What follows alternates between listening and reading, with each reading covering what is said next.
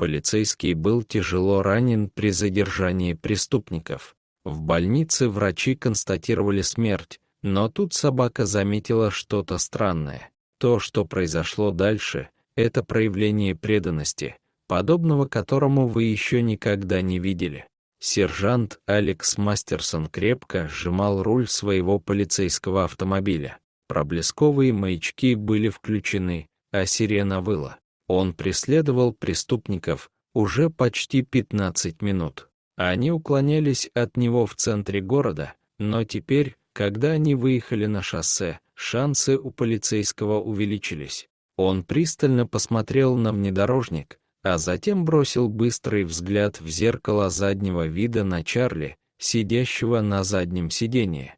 Бельгийская овчарка сидела, выпрямившись с настороженными ушами и умными глазами, следящими за погоней. Внезапно внедорожник преступников резко свернул и вырвался вперед, а затем остановился на обочине. Преступники выскочили из машины и бросились в лес. Алекс пристально посмотрел Чарли в глаза и сказал: «Пока оставайся здесь». Затем он выпрыгнул из полицейской машины, достал оружие и направился к тому месту, где преступники вошли в лес. Они были где-то в чаще, но Алекс не мог увидеть никаких следов. Он осторожно продвигался глубже в лес. Неожиданно резкий удар повалил его на землю.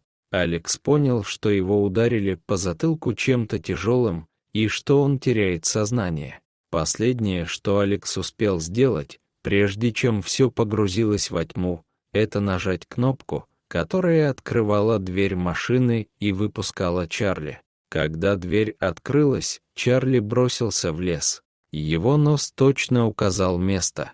Среди деревьев он увидел Алекса, неподвижно лежащего на земле, а на нем сидел крупный мужчина. В руках у него был огромный нож, который он поднял, готовясь ударить полицейского. Чарли сбил преступника всем своим весом, отправив мужчину в полет. Преступник вскочил на ноги и выругался, говоря, что убьет и Алекса, и Чарли, а затем бросился на собаку. В одной руке он держал бревно, которое подобрал, а в другой был нож. Пес увернулся от замаха бревном, затем от взмаха ножом, а потом схватил мужчину за руку. Преступник закричал и попытался стряхнуть Чарли, но пес держался, используя силу своих мощных челюстей, чтобы усилить хватку. В конце концов преступник опустился на одно колено, уронил доску и начал наносить удары ножом по Чарли, но пес продолжал уворачиваться. При этом ему пришлось отпустить руку мужчины. Преступник воспользовался возможностью, чтобы вскочить на ноги и убежать в лес. Чарли развернулся и побежал прямо к Алексу. Он почувствовал, что его друг находится не в лучшем состоянии, и он был главным приоритетом. Позади Чарли услышал голоса.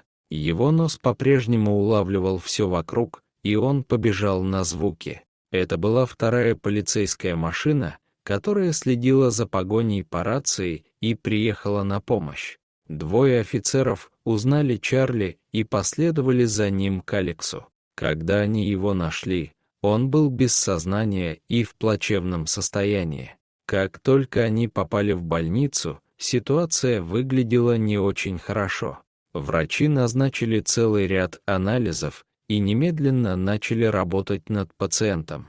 Чарли поехал в участок с одним из других офицеров, но он провел всю ночь беспокойно, бегая туда-сюда и скуля. Когда наступило утро, он уже ждал у машины, когда напарник Алекса вышел из участка. У Чарли была только одна мысль — как можно быстрее добраться до Алекса. Доктор поделился тревожными новостями. Алекс получил серьезный перелом черепа от удара по затылку, а также кровоизлияние в мозг. Он находился в коме, и только время покажет, поправится ли он когда-нибудь. Чарли не разрешили зайти в реанимацию, его оставили лежать у входа в приемную палату. Когда напарник Алекса снова вышел, Чарли с тревогой огляделся в поисках хозяина, но его нигде не было. Пес наклонил голову и посмотрел на коллегу Алекса, как бы спрашивая, где его хозяин. Офицер покачал головой и открыл дверь патрульной машины, чтобы Чарли мог забраться на заднее сиденье. Чарли последовал за ним с опущенным хвостом, как будто он почувствовал, что происходит. Через 3 месяца было принято решение отправить Алекса домой. Он все еще был в коме, но все надеялись, что пребывание в привычной обстановке поможет ему очнуться. Был организован круглосуточный уход, и весь участок сопровождал машину скорой помощи к дому. Чарли нашел место рядом с кроватью Алекса и не отходил от него ни на шаг. Было около 5 часов утра, когда Чарли впервые заметил, что что-то изменилось. Пес не был уверен, что именно, но что-то происходило с его хозяином. Он вылетел из комнаты и поскребся в дверь, где спала сиделка. Она проснулась от шума и неохотно последовала за Чарли. Зрелище, которое предстало перед ними, вызвало у нее слезы. Глаза Алекса были открыты, и они были сфокусированы. Он сначала посмотрел на Чарли. «Привет, мальчик», — сказал он. Его рука была слабой, но он опустил ее, чтобы погладить голову пса. В течение следующих нескольких месяцев восстановление Алекса было медленным и тяжелым. Однажды ночью Алекс попытался встать с кровати, чтобы пойти в ванную. Чарли сразу проснулся и был готов последовать за ним, но чуткий пес заметил что-то странное. Чарли наклонил голову и внимательно посмотрел на Алекса.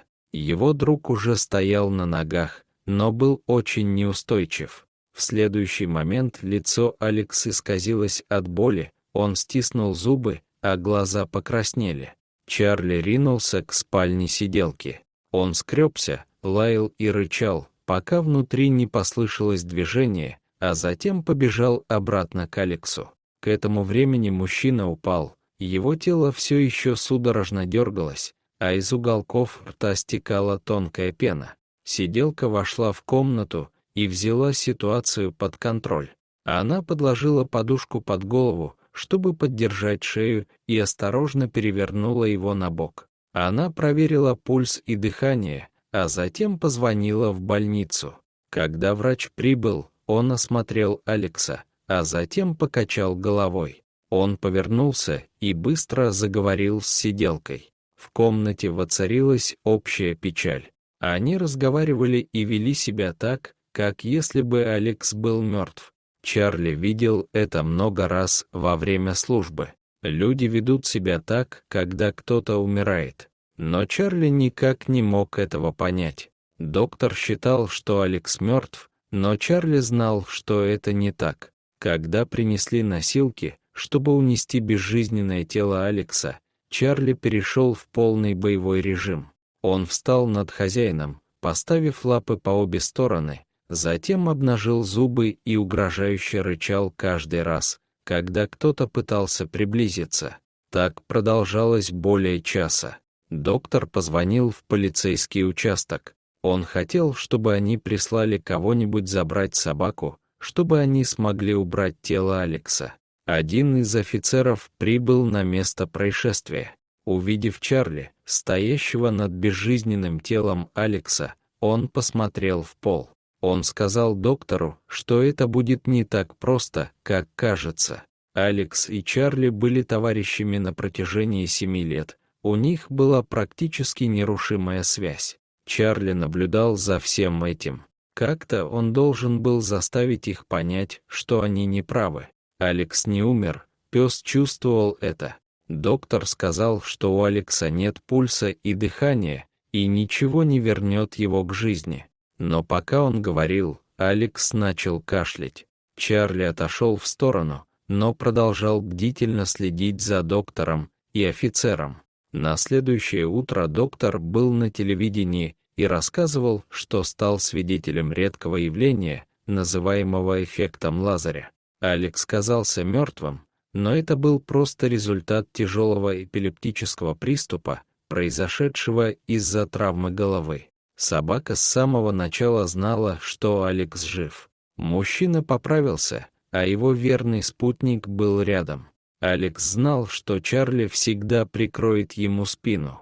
Дорогие зрители, если вам понравилось это видео, то ставьте лайк и подписывайтесь на наш канал. До свидания.